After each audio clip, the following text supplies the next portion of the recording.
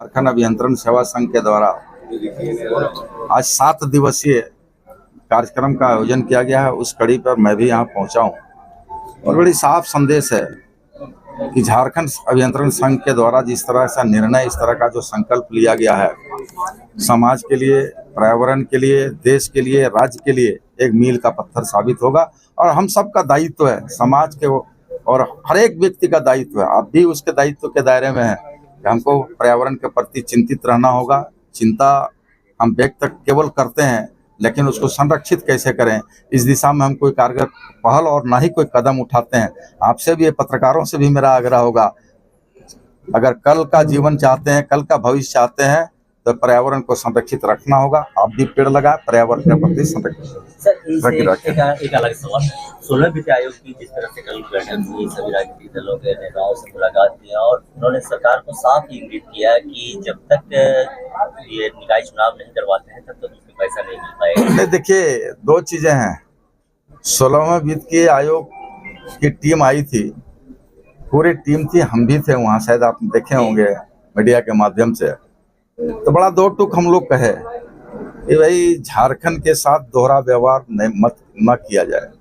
हम लोग अनुनय विनय भी किए कि आप चूंकि सरकार नहीं है, आयोग के अध्यक्ष और सदस्य हैं, आप मेरी आवाज को ले जाके केंद्र सरकार तक पहुंचाएं। जिस तरह से नल जल योजना में आज हमको पैसा नहीं मिल रहा है, आज जिस तरह से अर्बन क्षेत्र में डेवलपमेंट करने के लिए पैसा नहीं मिल रहा है, तो निश्चित तौर पर आपका जो कहना है कि भाई चुनाव नहीं हुआ है, तो चुनाव नहीं हुआ तो उसके लिए कोई अगर पदाधिकारी सस्पेंड होते हैं तो उसको जीविकोपार्जन के लिए मिलता है ना।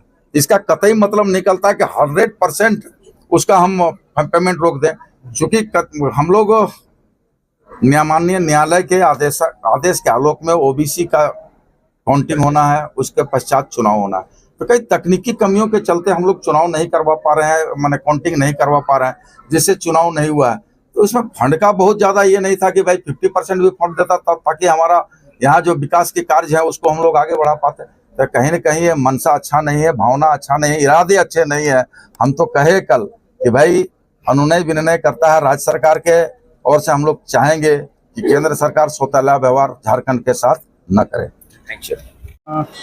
आज झारखंड अभियंत्रण सेवा संघ की ओर से विश्व पर्यावरण दिवस जो हम लोग 5 जून को मनाते हैं, तो झारखंड अभियंत्रण सेवा संघ पहली बार हमारे जो पूरा इतिहास रहा है उसमें 10 दिवसीय एक पर्यावरण के जागरूकता के लिए हम लोगों ने स्वस्थ पर्यावरण और सुरक्षित भविष्य, चूँकि हमारा पर्यावरण कहीं ना कहीं स्वस्थ रहेगा तो ही हमारा भविष्य जो सुरक्षित रह पाएगा। तो ये जो सारी चीज़ें थी, हम लोग यहाँ आज जवाहर नवोदय विद्यालय का जो हमारा कैंपस है वहाँ पे हम लोगों ने इसको पहले से ऑर्गेनाइज किया था। और माननीय जो मंत्री हमारे पेयजल स्वच्छता विभाग एवं उत्पाद एवं मद्य निषेध विभाग के जो मंत्री हैं माननीय श्री योगेंद्र प्रसाद सर जो है वो आए थे और उन्होंने बढ़ चढ़ कर हिस्सा लिया इसमें और पौधारोपण भी किया है।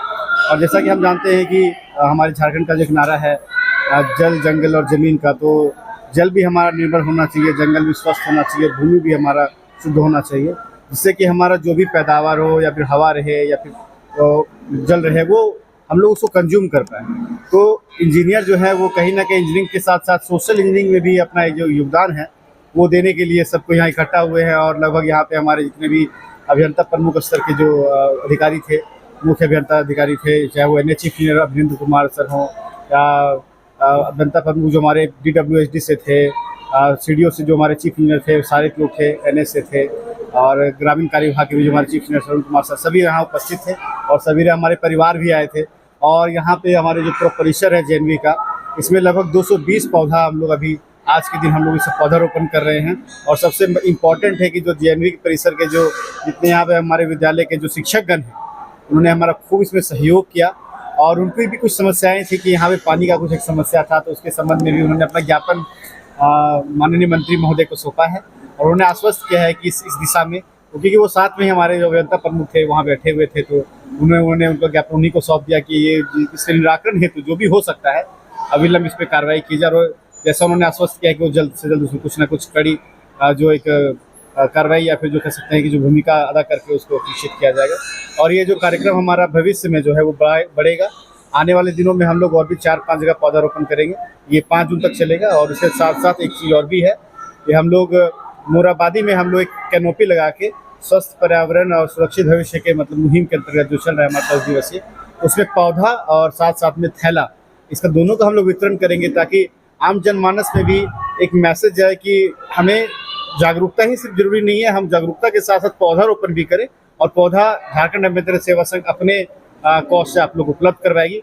और ये जो मुहिम है हमारे पूरे राज्य भर में हो रहा है। 4 अंचलीय समिति भी हमारी है, दुमका अंचलीय समिति है, मेदिनीनगर अंचलीय समिति है, हजारीबाग अंचलीय समिति है, और साथ साथ हमारा जो जमशेदपुर का जो प्रक्षेत्र है वहाँ से भी सभी लोग इससे जुड़े हुए हैं। वहाँ भी ये सब पहले सब कार्यक्रम चलेगा।